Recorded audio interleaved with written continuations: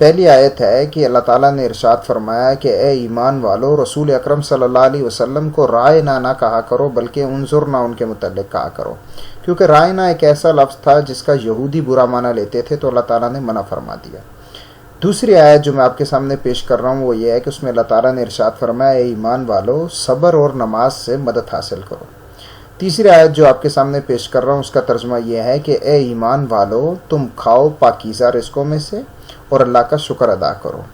چوتھی آیت جو آپ کے سامنے پیش کر رہا ہوں اس میں یہ ہے کہ اے ایمان والو، تم پر قصاص کو فرض کر دیا گیا ہے، یعنی آزاد کے بدلے میں آزاد کو قتل کیا جائے گا، اور غلام کے بدلے میں غلام کو،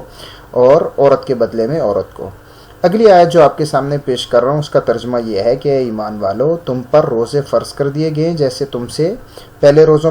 لوگوں پر فرض کیے گئے تھے تاکہ تم متقی بن جاؤ۔ اور چھٹی آیت جو آپ کے سامنے پیش کر رہا ہوں اس کا ترجمہ یہ ہے کہ اے ایمان والو، اسلام میں پورے داخل ہو جاؤ۔ ساتویں آیت یہ ہے کہ اے ایمان والو،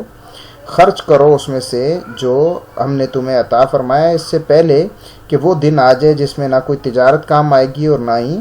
کوئی دوستی کام آئے گی۔ اور اس سے اگلی آیت جو آپ کے سامنے پیش کر رہا ہوں اس کا ترجمہ یہ ہے کہ اے ایمان والو، اپنے صدقات کو احسان جتانے کے ساتھ اور تکلیف پہنچانے کے ساتھ ضائع نہیں کرو۔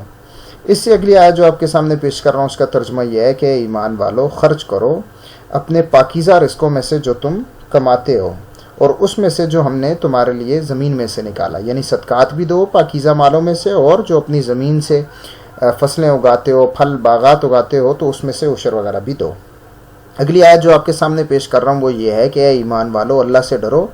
اور یہ اس دور کی بات ہے کہ اور جو تمہارا سود رہ گیا وہ چھوڑ دو۔ تو اس وقت انہیں چھوڑنے کا کہا گیا تھا جو ان کا رہ گیا، اور ہمیں تو داخل ہونے کی اس میں اجازت نہیں ہے۔ تو یہ چند آیات تھی، میں نے کہا آپ کے سامنے پیش کر دوں تاکہ ویڈیو میں محفوظ ہو جائیں، اور جو لوگ جاننا چاہتے ہیں وہ اس کے متعلق جان لیں۔ ملیں گے اگلی ویڈیو میں، اور مزید بھی ابھی رجسٹروں میں بہت کچھ ہے ایسے جو آپ کو سنانے ہیں۔ تو یہ بچوں نے دیکھیں پھاڑنا شروع کر دیے ہیں، تو بہت سارے صفحات پھٹ گئے، تو میں کہہ رہا ہوں ضائع نہ ہو جائے، اس لیے میں نے اسے ریکارڈ کر دیا۔ السلام علیکم۔